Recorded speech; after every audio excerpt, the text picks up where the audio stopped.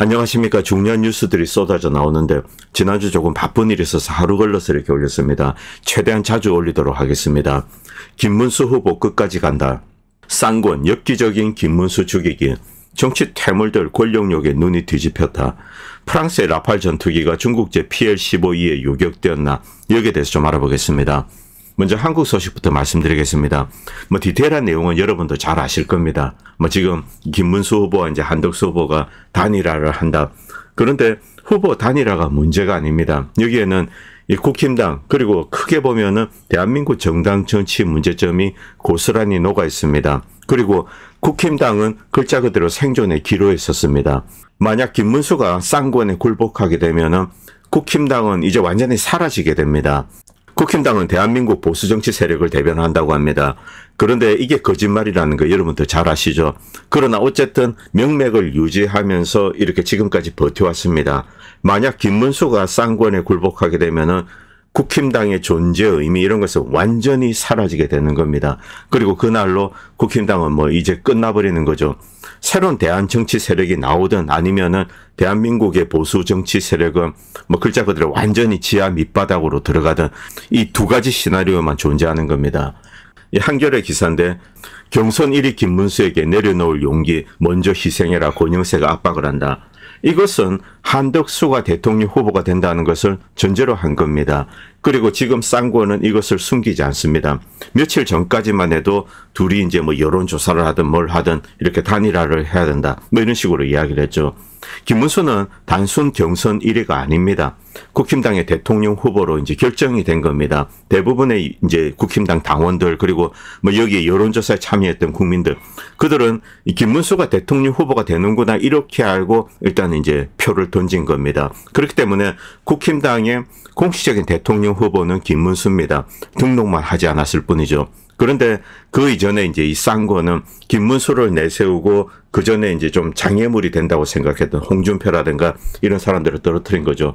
그리고 김문수를 만만하게 보고 한덕수랑 단일화 협상에 들어가서 한덕수를 추대하고 김문수는 다른 어떤 한직을 준다든가 이런 식으로 이제 협조하게 하는 겁니다. 이게 쌍권과 내각제 세력의 이제 원래 구도였습니다. 그런데 김문수가 순순히 단일화하지 않겠다, 양보하지 않겠다는 뜻입니다. 이들은 이미 한덕수로 결정을 했죠. 김문수는 경선 1위이기 때문에 내가 대통령 후보다. 그리고 이 한덕수랑 대화를 나눌 수 있다. 그런데 만약에 이제 조건이 맞지 않는다, 말이 맞지 않는다, 그러면 이제 접어버리는 겁니다. 김문수가 국힘당 대통령 경선에서 이겼기 때문에 후보 단일화를 한다, 누군가 이제 연합을 한다, 이것은 김문수가 결정할 일입니다. 쌍권이나 이런 애들이 결정할 일이 아니죠. 그런데 이들은 내각제를 위해서 이제 한덕수를 옹이하려고 하고 있습니다. 그리고 한덕수는 내각제에 이렇게 충성을 바치겠다 이렇게 맹세를 했습니다. 그래서 임기 3년 단축, 그 다음에 이제 내각제 개헌을 하겠다 이런 식의 이야기를 하고 있죠.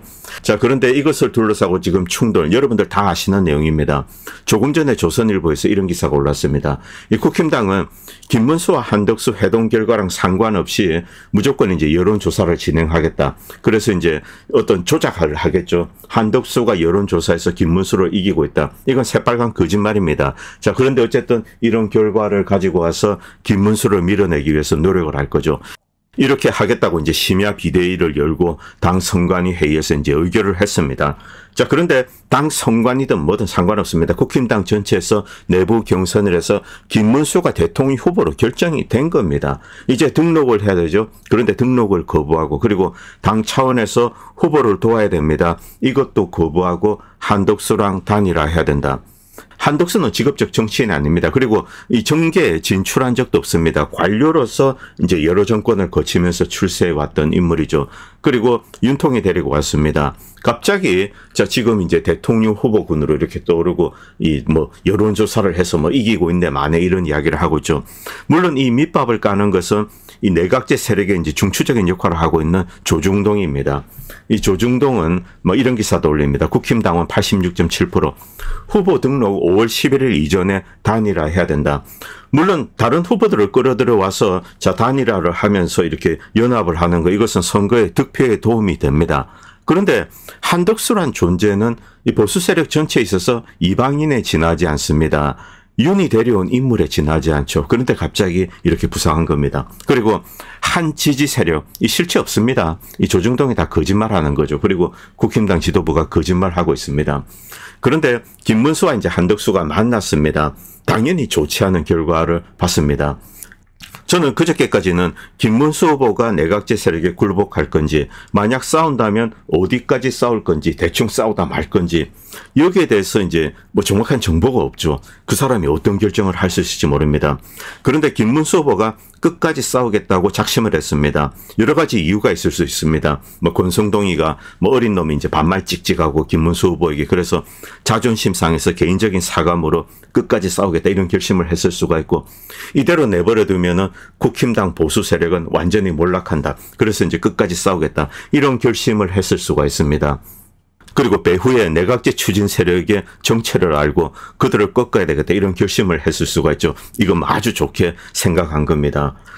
그런데 상식적으로 힘의 우위를 따지면은 비교가 되지 않습니다. 김문수는 좀 이제 고립되어 있는 정치인에 지나지 않습니다. 그런데 지금 이 국민적인 지지가 그에게 쏠리고 있죠. 그런데 내각제 세력은 어쨌든 표면적으로는 엄청난 권력을 가지고 있습니다. 언론을 장악하고 있죠. 금권, 정치 권력, 당권 이런 모든 것을 가지고 있습니다. 게임이 되지 않죠. 그러나 어쨌든 김문수는 끝까지 싸우기로 결심했습니다. 이 싸움은 어떤 면에서는 대선 자체보다 더 중요하다고 생각합니다. 이번에 뭐 김문수 후보가 이겨가지고 이제 보수 정권이 유지가 된다. 혹은 김문수가 패하고 이재명 후보가 대통령이 된다. 그것보다도 보수 세력이 살아남아서 재건되는 겁니다. 그리고 명맥이 유지되면은 언젠가는 또 이제 정권을 되찾아올 수 있는 거죠. 자, 이것이 어떤 면에서는 더 중요한 거죠. 그런데 국힘 당권파 이들은 김문수를 죽이기로 아예 작심을 했습니다. 대선 후보 선출 특례를 적용한다고 합니다. 조금 전에 결정했습니다. 그 내용을 잠깐 들여다보겠습니다. 페이스북에 어떤 분이 올리신 글인데, 당 지도부는 이날 밤 이제 10시, 11시 총 2차례에 걸쳐 비대위를 열고 당원 제74조 2 대통령 후보자 선출에 대한 특례 조항에 따라서 당 대선 후보 선관위를 가동했다. 해당 조항은 상당한 사유가 있을 때 당 선관위 심의와 비대위 의결로 후보자 선출을 정할 수 있도록 하고 있다. 상당한 사유, 후보자의 심각한 결격 사유가 있어야 됩니다. 그런데 그런 거 상관없고 이 김문수 후보 자격 단일화를 거부한다. 만약에 거부했다면 그 이유로 날려버리고, 두 번째, 김문수, 한덕수 양자에게 경선 후보 등록을 통보하고 강제 경선을 하는 겁니다. 만약 강제 경선이 아니면은 김문수 측에서 경선에 참여하지 아니한 채로 가처분 등으로 이제 버티면은 후보로 등록한 한덕수만 이제 단일 후보로 추대하는 거죠. 그래서 11일 한덕수만으로 국민의힘 후보 등록을 마친다. 이미 후보가 등록되면 가처분 의미가 없다고 판단하고 아직까지 이제 등록을 하지 않은 겁니다. 살면서 이 정도로 엄청난 짓을 저지르는 것을 못 봤다. 째려봤다고 법무부 장관을 탄핵시킨 이재명보다 이제 더 폭력적인 과정이다. 대선 승리에는 전혀 관심이 없다. 뭐가 있냐? 만약 선거 패배로 폭망한 당, 자, 이때 남아있는 당권이 있습니다. 이것을 먹고 공천권을 장악하려는 거죠. 그래서 이제 뭐 영남당으로 이렇게 정치 명맥을 유지하겠다. 뭐 이런 속셈 같습니다. 자, 우리는 이제 국힘당 지지자들 입장입니다. 이재명보다 쌍권파 그리고 카르텔을 먼저 척결해야 된다. 국민의힘에 존재해서 안 되는 악마들. 맞는 말입니다. 자, 그리고 당권파가 어떤 짓을 하고 있는지 이 내용 잠깐 보도록 하겠습니다. 비공개입니다. 국민의힘 대선 후보 촬영. 자, 그런데 5월 뭘 하고, 그런데 실제 이 촬영 장소에 누가 갔는지 아십니까? 한덕수가 갔습니다. 한덕수. 한덕수는 국민의힘 대선 후보가 아닙니다. 미리 준비를 하고 있었던 거죠. 자, 김문수가 되면은 단일화하고 그다음에 이제 김문수는 양보하고 한덕수가 대통령 후보가 된다. 이렇게 뒤에서 다 만들어 놓고 있다는 겁니다. 자, 그리고 손학규 전 바른미래당 대표 만찬을 한다. 자, 만찬을 하고 그다음에 후보님입니다. 며칠 전에 손학규랑 누가 만났습니까? 한덕수가 만났습니다. 이미 국힘당은 한덕수를 대통령 후보로 정해놓고 이런 계획표를 이전에 만들었던 겁니다. 그리고 손학규랑 한덕수랑 만났죠. 참 정말 웃기는 일입니다. 그리고 김재원 이제 이 김문수 측입니다. 그리고 김재원 해동 시작도 전에 이제 당에서 김문수 끌어내리려는 움직임. 왜? 한덕수로 이미 저들은 결정했기 때문에 그렇습니다.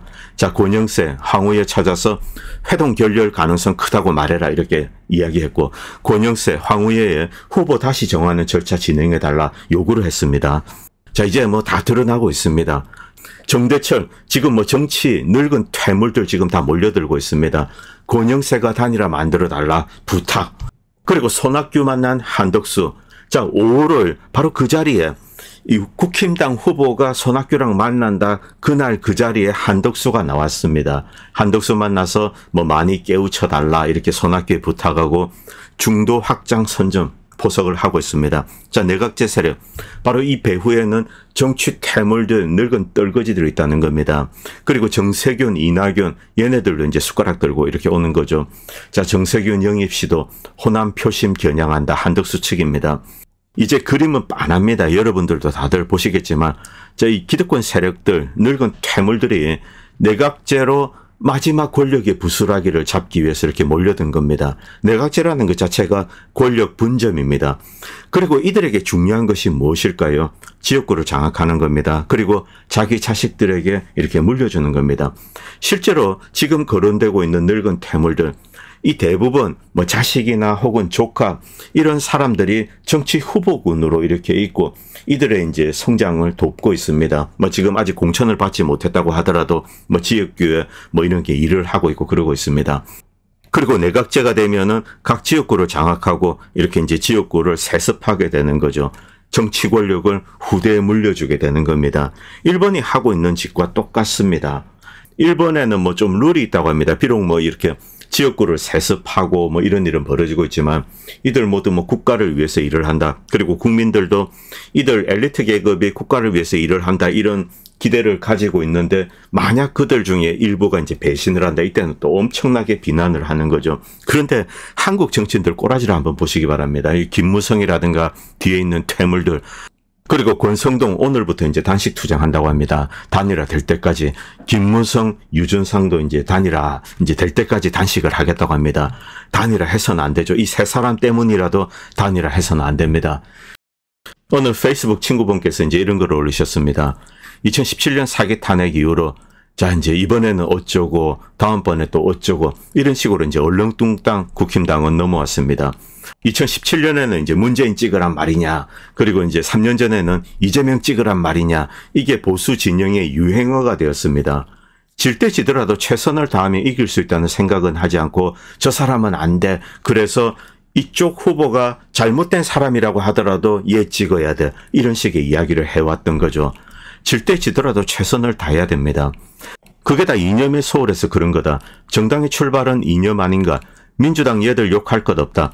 국힘이 못해서 지는 거고 민주당이 무서워서 도망만 다닌 것 아닌가. 다 양보하면서 어떻게든 김문수가 잘 버텨서 선거를 치렀으면 좋겠다. 단일하고 나발이고 다 필요 없다는 겁니다. 그렇게 해서 싸우다 지면은 또다시 이제 살 길이 생기기 마련입니다. 당 기득권을 이번 기회에 정리해야 된다. 노선을 바로잡는 역할을 김문수가 해주기 바란다. 모든 게 엉망진창이지만 일단 틀은 제대로 이제 갖춰야 됩니다. 뭐 이재명과 싸워서 패하더라도 일단 정상적인 후보가 나와서 붙어서 패하고 뭐 그것을 받아들이는 게 필요하죠. 자, 지금 한덕수를 내세워서 내각제를 만든다. 성공 가능성도 낮지만 자, 이런 시도를 하면서 당권이 저들의 손에 넘어가게 된다. 그 경우 국힘당은 뭐 이미 쓰레기지만 쓰레기 정당으로 지하에 파묻히게 되는 거죠. 좀 맞는 말입니다. 그리고 이제 조대현 패친께서도 이런 걸 올리셨는데 다음 총선에서 권성동, 권영세, 윤희수 만약 이들이 이제 국회의원 지역구 후보로 결정이 됩니다. 이때 당 바깥의 사람 중에 얘보다 이제 지지율이 높은 사람 1%라도 높은 사람이 있으면은 무조건 양보를 받아내자. 이런 이제 농담도 하셨습니다. 자, 그리고 이 글도 올리셨는데 이제는 한덕수로 단일화 되더라도 결코 김문수보다 표를 더 얻을 수가 없다. 한덕수 지지세 실체 없는 겁니다. 지금 한덕수를 밀고 있는 무리들 어떤 인간들인가? 법조인, 관료 전문가, 그리고 뭐 서울대 카르텔, 한국 기득권. 자, 이런 자들의 행태가 쌍권 그리고 윤희숙에서 다 드러납니다. 그렇게 한덕수와 이재명의 대결은 기득권 동맹과 그들의 탄압받고 이를 깨뜨리려는 당찬 사람 이재명의 싸움이 되는 거죠. 한덕수가 100% 패배하게 됩니다. 김문수는 우리 사회의 암적 요소인 한국 기득권 정수인 국힘 수뇌부와 지금 싸우는 전사로 지금 이제 등극을 했습니다. 그리고 이제 서사를 피로 쓰고 있는 거죠. 그동안 강경 우파들 거리에서 싸우고 표준은 기계로만 취급했던, 그리고 이들을 마음대로 부릴 수 있는 발톱의 때만큼도 취급하지 않던 기득권 우파를 상대로 강경 우파들이 지금 싸우고 있는 거죠. 김문수를 중심으로 이렇게 뭉친 겁니다. 한국 사회의 기득권이 무너지는 파열음이 국힘 내에서 일어난 거다. 이 싸움은 정치적 입장을 떠나서 무조건 김문수 편이어야 한다. 자, 지난 대선 때 외부에서 윤석열을 끌어왔습니다. 자, 이제 한덕수를 끌어오려고 하고 있습니다. 외부 용병으로 끝없이 보수를 망치는 국힘의 낡은 기득권 세력 조중동. 자, 이들의 파열음을 내는 것만으로도 김문수는 큰일을 한 거다. 전적으로 옳은 말씀이죠. 자, 국힘당은 이제 재생의 기로에 들어선 겁니다. 그런데 그 내부에 적이 있습니다. 그들이 바로 당권파죠. 만약 그들이 득세하게 되면은 국힘당은 이제 완전히 사라지게 될 겁니다. 장담합니다만 국힘당은 몰락하게 될 겁니다. 자, 그래서 이 싸움 상당히 이제 중요한 의미를 가지고 있다고 합니다. 만약 김문수가 쫓겨나게 된다. 이때 국힘당은 완전히 몰락하게 되고, 자, 이 새로운 어떤 정치 세력이 만들어질 수 있는 그런 가능성. 이건 역시 일종의 이제 새로운 재생의 길이 될 수도 있습니다. 굉장히 중요한 싸움이기 때문에 쌍권과 김문수의 싸움. 여기서 이제 보수 세력은 김문수를 전적으로 지지하는 것이 옳다고 생각합니다. 자, 그리고 인도 파키스탄 이야기 좀 드리겠습니다. 서로 이제 양국 간의 미사일 공격에서 사상자가 130명 늘어나고, 이들 간에 싸우는 이유, 이건 뭐 너무나 역사가 길기 때문에, 그리고 잔혹했던 과거 역사가 있습니다. 뭐 이 천년을 거슬러 올라가야 되죠. 그래서 우리가 여기에 이제 뭐 끼어들어서 감나라 배나라 이런 이야기 할 수가 없습니다. 그리고 이제 현대적인 정치 상황도 있습니다만, 뭐 미국 그리고 러시아, 중국 이렇게 또 여러 이제 막 엮여 있죠. 그런데 여기서 이제 지금 특기할 만한 일이 발생했습니다. 라팔입니다. 라팔은 4.5세대 전투기입니다. 그런데 라팔이 공대공 미사일 맞고 격추가 되었습니다. 이거 상당히 충격적인 겁니다. 자, 이 라팔은 이제 한국이 가지고 있는 F-35 이것과 이제 비슷하거나 조금 열등한 것으로 그렇게 알려져 있습니다. 그리고 라팔에는 서구가 자랑하는 첨단의 이제 에이사 레이더가 들어 있습니다. 그런데 이 라팔이 요격이 되었습니다. 여기에 중국제 장거리 공대공 미사일이 이용된 거죠. 자, 이것은 이제 중국과 대치하고 있는 한국, 일본, 미국에게도 심각한 일입니다. 물론 미국 역시 장거리 공대공 미사일을 가지고 있습니다만 실전에서 검증된 적은 없습니다. 물론 테스트했을 때 성공했다. 그리고 가격 자체가 중국산이랑 비교가 되지 않죠. 그리고 이 미국 거나 중국 이제 장거리 공대공 미사일보다 더 긴 이제 펀치를 가지고 있는 게 이제 러시아제 장거리 공대공 미사일입니다. 이 중국 미사일이 멀리서 날아와서 라팔 전투기를 요격했다. 처음에는 사람들은 믿지 않았습니다. 이 수호이 30 이것은 확인되지 않았습니다. 수호이 30은 이제 작년 6월에 이제 한 대가 이렇게 추락한 적이 있습니다. 이것 때문에 수호이 30 이야기가 나온 것 같은데, 수호이 30 인도가 가지고 있는 것은 업그레이드가 안 된 아주 이제 구식 버전입니다.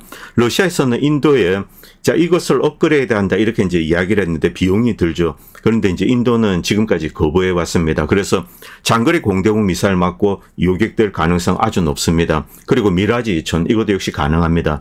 그런데 라팔은 달라야 됩니다. 라팔은 자신을 향해서 날아오는 어떤 미사일 이것을 포착하고 뭐 회피 기동을 하든 뭘 하든 일단 이것을 피할 수 있는 능력을 가져야 됩니다. 그리고 장거리 미사일이 날아오고 있습니다. 멀리서 그것을 포착해야 되죠. 그런데 라팔이 요격이 되었습니다. 그리고 라팔이 요격된 증거들 이렇게 나오고 있습니다.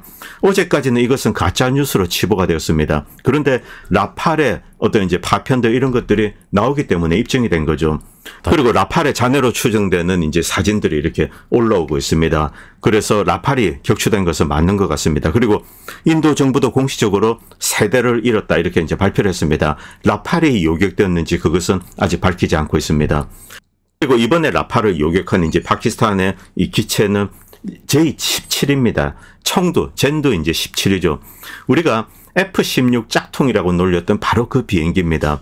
이것과 F-16, 이제 F-16이 훨씬 우월한 기종이죠. 그럼에도 불구하고 J-17로 장거리 공대공 미사일을 이용해서 라팔을 요격한 겁니다. 이것은 우리에게 이제 매우 중요한 점을 시사하고 있습니다. 라팔과 J-17 이건 뭐 비교가 되지 않습니다. 뭐 까마귀와 독수리의 싸움이죠. 자, 그런데 이 까마귀에 장거리 펀치가 긴 공대공 미사일이 있는 거죠. 바로 이 사건은 이 미사일의 중요성을 이야기하고 있는 겁니다. 후티의 미사일, 이란의 미사일, 그리고 이 중국제 PL-15E 이 장거리 공대공 미사일의 중요성, 이것이 기체의 어떤 우월성, 그리고 항모와 후티와의 싸움, 이것에서도 뭐 아예 그 차이를 무시해버린다는 거죠. 미사일이 훨씬 더 위협적인 존재라는 겁니다. 지금 후티 때문에 야단났죠. 자, 미사일이 날라와서 항모가 이렇게 회피 기동을 하고, 그리고 이제 벤구리온 이 공항에 그대로 떨어졌습니다. 그리고 이제 여기에 대해서 보복 공격을 하고, 후티는 게릴라 수준을 조금 넘어서는 군대입니다. 그런데 이들이 어떤 정밀 유도 미사일을 가지고 있다. 바로 이것이 큰 적, 비교가 되지 않는 강력한 적, 뭐 이스라엘이나 미국, 이들을 상대로 어느 정도 이제 버티는 거죠. 물론 진짜 전쟁을 하고 뭐 지상전을 하고 그런 게 아니기 때문에 미국과 후티가 싸우면 당연히 미국이 이기죠. 뭐 이야기거리가 아닙니다. 자, 그런데 대치 상태에서 후티의 정밀 유도 미사일이 미국을 괴롭힐 수 있다는 거죠. 그 정도로 이 유도 미사일이 중요하다는 겁니다. 그리고 PL-15E, 이 중국제 장거리 공대공 미사일의 파편이 발견되고 있습니다. 이것의 성능, 만약에 이것이 이용되었다면 실전에서 이 무기의 성능이 입증된 거죠. 그리고 러시아제 이제 장거리 공대공 미사일, 이것도 성능이 입증되었습니다. 그런데 미국이 가지고 있는 장거리 공대공 미사일, 이것은 실전에서 입증되지 않았습니다. 러시아의 미사일 강국이기 때문에 그렇다 쳐도 이 중국의 미사일 능력은 우리가 이제 아직까지는 야, 이 미지수다, 뭐 그냥 깡통일 거야, 뭐 중국제지, 메이드 인 차이나야, 이렇게 생각을 했는데 실전에서 라팔을 요격했다는 거죠. 이 점은 한국군이 깊이 새겨야 할 것 같습니다. 미국의 장거리 공대공 미사일 입증된 것 아닙니다. 그런데 최근에 이제 미국 무기를 보면은 곳곳에서 허점이 발견되고 있습니다. 한국 역시 공대공 미사일을 스스로 개발할 수 있는 능력을 갖추는 것, 이것이 필요하다고 생각합니다. 최근에 이제 전체적인 트렌드가 미국이나 유럽제 무기는 믿어서는 안 된다. 오히려 이 러시아제 무기가 믿을만하다. 그런데 대한민국 미사일 테크놀로지는 러시아 기술을 기반으로 하고 있습니다. 중국 역시 그렇고 북한 역시 그렇습니다. 뭐 공대공 미사일은 뭐 저는 모르겠습니다만 이 부분도 한국 공군이 깊이 고민해야 될 것 같습니다. 자, 그리고 그 파편들 지금 뭐 계속 발견되고 있습니다. 그리고 후티 관련돼서 추가적인 이야기 드리겠습니다. 어제 또 한 대 FA-18이 이 바다에 빠졌습니다. 지난번 회피 기동할 때 한 대가 빠지고, 그리고 어제는 이제 착륙하다가 비껴나서 바다에 빠졌다, 뭐 이렇게 주장을 하고 있습니다. 이게 사실인지 아닌지 우리가 알 수 없죠. 일단 미국은 캐주얼티 런더링을 합니다. 어떤 사고가 터지면은 뭐 이런 이유다, 이런 식으로 포장을 하는 거죠. FA-18이 후티가 쏘는 이제 지대공 미사일을 맞고 추락했다, 뭐 그럴 가능성은 좀 낮아 보입니다. 왜냐하면 그렇게 추락을 했다면 후티가 이렇게 조준하고 미사일이 날아가는 영상, 이것을 이제 후티가 가지고 있을 겁니다. 후티가 그런 것을 공개하지 않았기 때문에 두 대 FA-18은 뭐 사고로 이렇게 빠졌다, 이렇게 추정은 됩니다. 그러나 어쨌든 이 미국이 후티를 상대로 지금 작전을 하고 있는데 이게 서스테이너블 하지가 않다는 것, 바로 여기에 문제점이 있습니다. 미국은 지금 함모 2척을 보냈죠.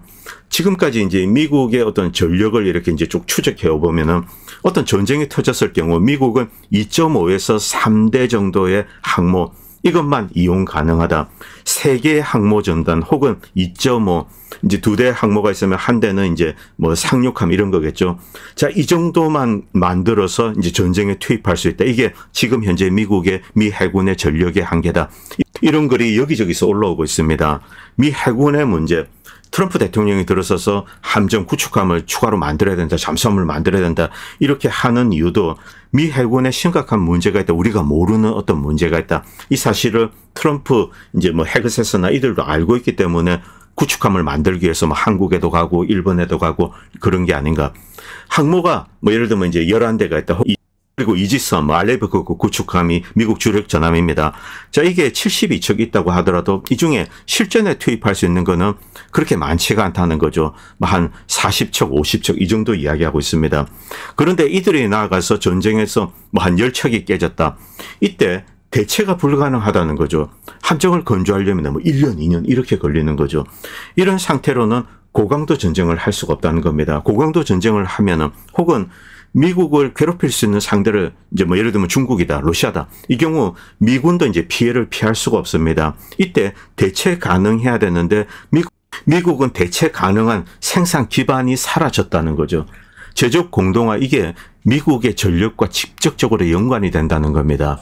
트럼프 대통령은 어제 이제 오만에서 협상을 했는데 미국은 더 이상 후티에 폭격하지 않겠다. 일단 이스라엘 벤구리온에 떨어진 미사일, 여기에 대한 보복으로 예멘에 이제 어떤 공항을 파괴했습니다. 그런데 그 공항이라는 게 군사적인 의미는 아무것도 없습니다.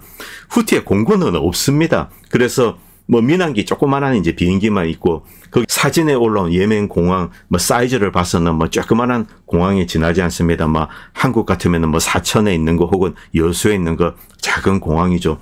거기 가서 그냥 민항기 몇 대 부수고 조그만한 비행기들, 구식 비행기들, 그게 답니다. 그리고 자 이제 폭격 중지한다. 오만에서 협상을 했다.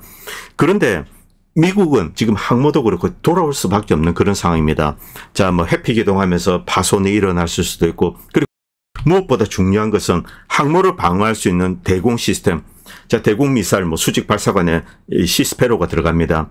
이게 바닥이 났다는 거죠. 후티를 상대로 지금까지 이제 한 두 달 이렇게 싸우면서 다 바닥이 난 겁니다. 그런데 미국의 이제 알레버크 구축하면 해상에서 이렇게 다시 재적재를 할 수가 없습니다. 적재할 수 있다 뭐 이런 주장을 하는 사람들인데 그 거짓말입니다. 적재할 수 없습니다.